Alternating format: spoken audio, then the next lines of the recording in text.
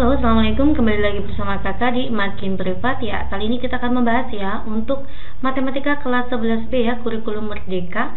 Saya ambil dari buku Intan Pariwara, asesmen 1, bab ke-1, diagram pencar ya. Ini adalah bab yang mungkin baru ya untuk kalian ya, Dek ya. Oke, kita langsung saja bahas soal nomor 1. Yang punya bukunya silakan merapat, kita buka halaman 7. Ya, poin 1 sampai dengan 5 itu diberikan informasi sebagai berikut ya. Faktor yang mempengaruhi suhu permukaan air laut. Oke ya. Suhu permukaan air laut dipengaruhi oleh beberapa faktor, diantaranya panas matahari, suhu daratan, hujan di laut, keadaan awan, divergensi dan konvergensi. Ya, jadi pada paragraf ke-1 ini, suhu permukaan air laut itu sebagai apa, Dek? Sebagai variabel terikat. Karena dia dipengaruhi oleh beberapa faktor ya. Ini adalah variabel terikat. Sedangkan untuk panas matahari dan sebagainya, ini adalah variabel bebas. Nanti yang berubah-ubah. Oke ya, Dek ya. Matahari menghasilkan energi panas dalam bentuk radiasi elektromagnetik. Radiasi ini mencapai permukaan air laut menyebabkan pemanasan air laut. Suhu air laut akan meningkat saat lebih banyak panas matahari diserap oleh air laut. Nah, berarti sih banyaknya sinar matahari yang diserap oleh air laut itu sebagai variabel bebasnya. Jadi maksudnya pada saat sinar matahari banyak yang diserap oleh air laut, maka suhunya naik ya, suhu permukaan air laut ya. Pada saat sinar matahari yang diserap oleh permukaan air laut itu sedikit, maka suhu permukaan air lautnya akan rendah ya. Jadi variabel bebasnya adalah banyaknya sinar matahari yang diserap, sedangkan variabel terikatnya itu adalah suhu permukaan air laut. Jadi variabel bebas itu adalah variabel yang bisa berubah-ubah ya, sedangkan variabel terikat itu adalah hasilnya ya. Oke, kita akan coba langsung ke soal dulu aja ya, Dek. Nanti sambil kita lihat paragrafnya, perhatikan beberapa pasangan variabel berikut. Ke-1, divergensi itu sebagai variabel terikat, sedangkan variabel bebasnya adalah suhu permukaan air laut. Ini terbalik ya, Dek ya. Jadi seharusnya variabel bebasnya itu adalah divergensi. Divergensi itu merupakan ini, Dek, pergerakan air laut yang menjauh dari suatu wilayah tertentu. Ketika air laut mengalami divergensi, air yang lebih dalam biasanya akan lebih dingin, dapat naik ke permukaan. Hal ini menyebabkan suhu permukaan menjadi lebih dingin. Lah, ini kan menyebabkan suhu permukaan air laut menjadi dingin. Itu kalau terjadi divergensi. Maka hasilnya itu adalah suhu permukaan jadi dingin. Jadi variabel terikatnya seharusnya suhu permukaan air laut. Divergensi itu penyebabnya sebagai variabel bebasnya. Oke ya, maka ini salah. Selanjutnya, suhu permukaan air laut itu adalah variabel terikatnya. Variabel bebasnya adalah energi panas matahari diserap oleh air laut. Ya, betul ya, Dek. Tadi sudah disebutkan pada paragraf kedua, jika energi panas matahari itu banyak yang diserap oleh air laut, maka suhu permukaan air laut akan meningkat.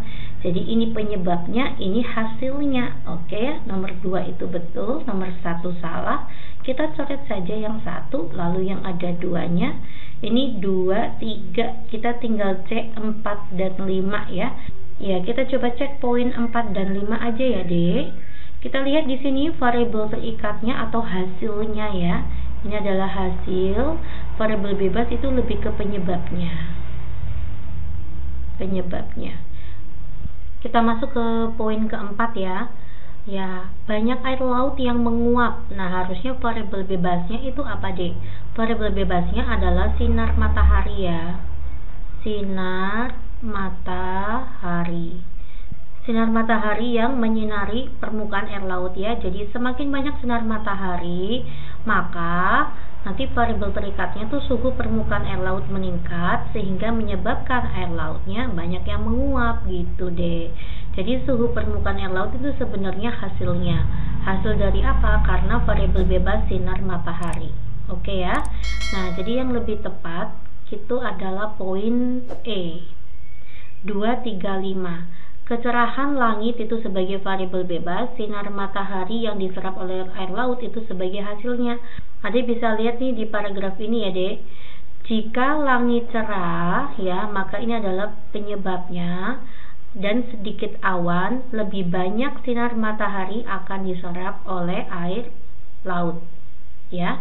Jadi variabel bebasnya adalah kecerahan langit. Kalau langitnya cerah, maka banyak sinar matahari yang diserap oleh air laut.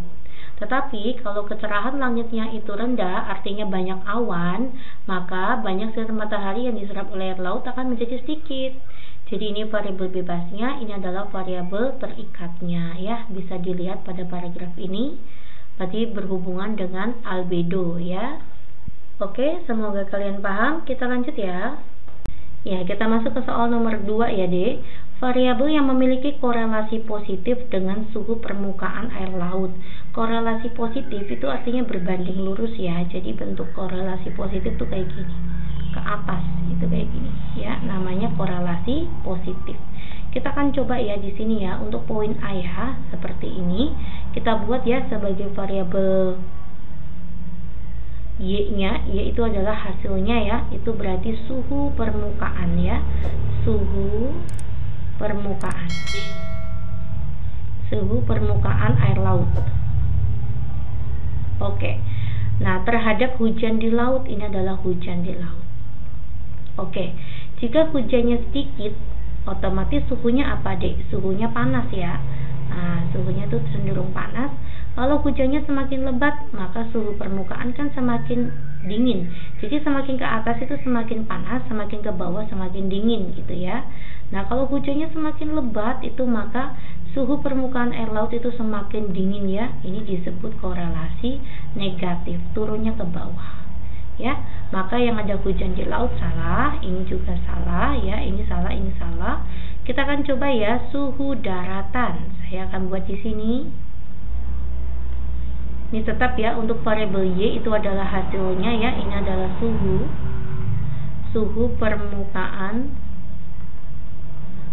permukaan air laut. Semakin ke atas semakin besar ya suhunya ya. Terhadap suhu daratan. Ini ada suhu daratan. Suhu daratan. Apakah ini berbanding lurus? Coba kita lihat ya. Nah, pada saat suhu daratannya nggak begitu tinggi nih, anget-anget aja, maka otomatis suhu permukaan air laut juga hangat. Nah, kayak gini. Pada saat suhu daratannya tuh panas terik, maka otomatis suhu permukaan air laut juga akan panas. Iya, nah ini disebut korelasi positif. Gitu ya. Berarti suhu daratan betul. Awan yang cerah kita coba cek di sini ya. Di sini tetap ya suhu permukaan laut, suhu permukaan air laut. Di sini adalah awan yang cerah. Awan yang cerah. Nah, kalau awannya nggak begitu cerah, otomatis kan suhunya juga nggak begitu tinggi, suhu lautnya. Nah, selanjutnya kalau awannya cerah sekali. Awan cerah sekali itu artinya sinar matahari masuk ke permukaan laut itu semakin banyak, maka suhu permukaan lautnya juga semakin meningkat gitu kan, Dek. Nah, ini namanya korelasi positif juga. Oke. Semakin awannya cerah, maka suhu permukaan lautnya semakin tinggi. Gitu guys ya. Oke, semoga kalian paham. Jawabannya adalah D. Ya, kita coba ya poin ketiga. Variabel yang memiliki korelasi negatif. Kalau tadi positif, sekarang yang negatif. Nah, kalau tadi yang korelasi positif kan awan yang cerah ya, maka awan yang cerah itu salah, awan cerah itu salah, awan yang cerah itu salah. Kita lihat ya, awan yang tebal tadi betul ya, korelasinya adalah negatif. Nah, sekarang ini hujan di laut sama ini suhu daratan. Suhu daratan tadi korelasi positif ya, maka jawaban yang tepat adalah poin B. Hujan di laut dan awan yang tebal. Itu semakin hujannya sedikit, maka suhu permukaan semakin besar. Semakin hujannya banyak. Saya akan gambarkan sekali lagi ya, kayak gini ya. Misalkan ini ada suhu permukaan laut, sedangkan variabel X-nya adalah hujan ya, hujan. Semakin intens hujannya rendah, maka suhu permukaannya kan tinggi tuh, Nah, kayak gini ya. Kalau hujannya semakin lebat nih, hujannya lebat banget, maka suhu permukaannya semakin rendah. Nah, kayak gini. Nah, inilah korelasi negatif. Paham ya? Kita lanjut ya ke soal nomor 4. Pasangan variabel yang memiliki penyebab data seperti gambar pencar di atas ini adalah korelasi positif ya. Nah, yuk, tadi sudah kita bahas ya, Dek. Jawabannya apa? Kedalaman laut dengan suhu air laut. Oke ya, saya buat kayak gini contoh. Di sini ada suhu ya. Ini adalah suhu air laut. Suhu air laut. Di sini ada kedalaman air laut. Nah, kalau air lautnya dangkal, otomatis suhunya apa, Dek? Suhu air lautnya panas ya. Kalau airnya kedalamannya dangkal tuh panas. Kalau misalkan kedalamannya semakin dalam banget, di sini semakin dalam banget, maka suhu lautnya juga semakin rendah ya. Nah, ini namanya korelasi negatif. Nah, yang diminta korelasi positif. Oke, makanya salah. Suhu permukaan air laut dengan hujan ini juga korelasi negatif ya, kayak gini. Di sini ada air hujan atau hujan ya, hujan di laut. Di sini ada suhu permukaan air laut. Nah, sekarang saya buat di sini. Kalau misalkan air hujannya itu rendah, ini rendah ke tinggi ya, otomatis kan suhu permukaannya apa? Suhu permukaannya tinggi kan, suhu permukaan lautnya tinggi kalau curah hujannya rendah. Tetapi kalau curah hujannya tinggi, otomatis suhu permukaan air lautnya kan jadi adem ya, jadi dingin. Nah, ini juga korelasi negatif. Oke ya. Suhu permukaan air laut dengan ketebalan awan ini juga korelasi negatif. Bagaimana? Seperti ini. Kita buat di sini ada suhu permukaan air laut. Suhu permukaan laut ya. Dan di variabel X-nya itu ada ketebalan awan. Ketebalan awan. Nah, kalau misalkan awannya nggak begitu tebal, semakin ke kanan semakin tebal ya. Ini semakin ke atas suhunya semakin tinggi. Jika awannya nggak tebal, otomatis kan artinya sinar matahari itu masuk banyak ya dan diserap oleh permukaan laut, maka lautnya semakin tinggi nih suhunya. Nah, kalau tingkat awannya ketebalannya semakin besar, otomatis kan sinar matahari tidak mudah masuk ya, tidak tembus, maka suhu permukaan lautnya rendah. Nah, ini disebut korelasi negatif. Salah lagi ya. Ya, jawaban yang tepat itu adalah poin E ya, Dek. Kita akan langsung aja coba poin E. Suhu permukaan laut dan banyaknya air laut yang menggumpal atau bergerak ke wilayah tertentu. Di sini ada suhu permukaan laut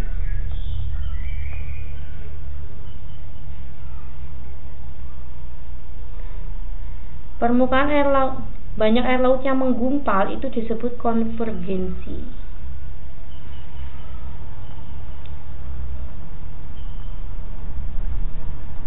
Ya. Semakin besar konvergensi maka menyebabkan suhu air laut semakin tinggi. Jadi konvergensinya kalau lemah maka suhu air lautnya juga rendah.